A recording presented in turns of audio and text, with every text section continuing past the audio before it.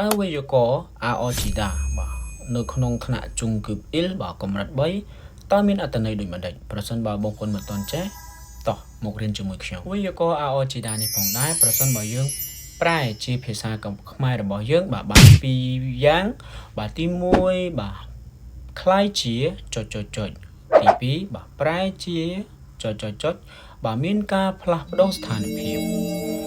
បាទវេយ្យាករណ៍នេះផងដែរបាទយើងប្រើនៅពេលបាទផ្លាស់ប្ដូរស្ថានភាពមួយទៅស្ថានភាពមួយទៀតហើយវេយ្យាករណ៍នឹងដែរបាទយើងប្រើបានតែសម្រាប់គុណនាមតែប៉ុណ្ណោះបាទបន្តិចទៀតខ្ញុំនឹងលើកឧទាហរណ៍យើងឧទាហរណ៍ទី1បាទពាក្យថាបាទខឺដាបាទខឺដាប្រែមកថាធំពេលដែលយើងបំបែកវាទៅជាអោជីតាយើងប្រែថាបាទខជីតាបាទខជីតានឹងយើងប្រែថាបាទប្រែថាធំបាទឧទាហរណ៍បាទអាយកាខចសយោបាទកូនក្មេងបាទខ្លាយជាធំឬក៏ប្រែជាធំអញ្ចឹងទៅ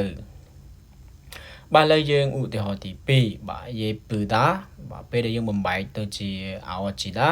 យើងបំបែកទៅយេប៉ជីតាបាទយើងយេប៉ជីតាឥឡូវយើងឧទាហរណ៍បាទម៉ូរីរឆាឬក៏យេប៉ចសយោបាទន័យថាបាទកាត់សក់ហើយคล้ายជាស្អាតហ្នឹងហើយពេលដែលបំបែករួចគឺទៅបែបហ្នឹងបាទឥឡូវយើងឧទាហរណ៍ទី3បាទឈុបតាបាទឈុបតាយើងបំបែកទៅជាឈួរជីតាបាទឈួរជីតាមកឥឡូវពេលដែលយើងបំបែករួចទៅឈួរជីតាបាទឥឡូវយើងឧទាហរណ៍អាស៊ីកាឈួរចសយោបាទអាកាសធាតុបាទប្រែជាចុះត្រជាក់ខ្លាំងអញ្ចឹងទៅនឹងឥឡូវឧទាហរណ៍ទី4បាទថប់តាបាទ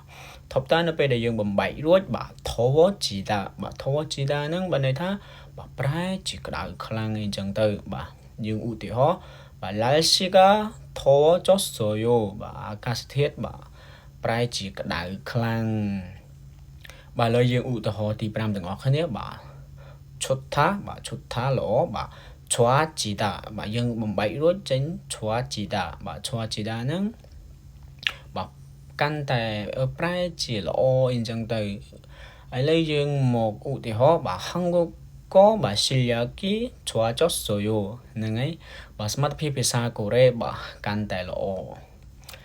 ហ្នឹងហើយឥឡូវឧទាហរណ៍ទី6បាទឧទាហរណ៍ទី6ណាពុដាបាទណាពុដាពេលដែលយើងបំបែកបាទណាប៉ាជីតាបាទប្រែជាអាក្រក់អញ្ចឹងទៅបាទឥឡូវយើងឧទាហរណ៍បាទខុនកាងីណាប៉ា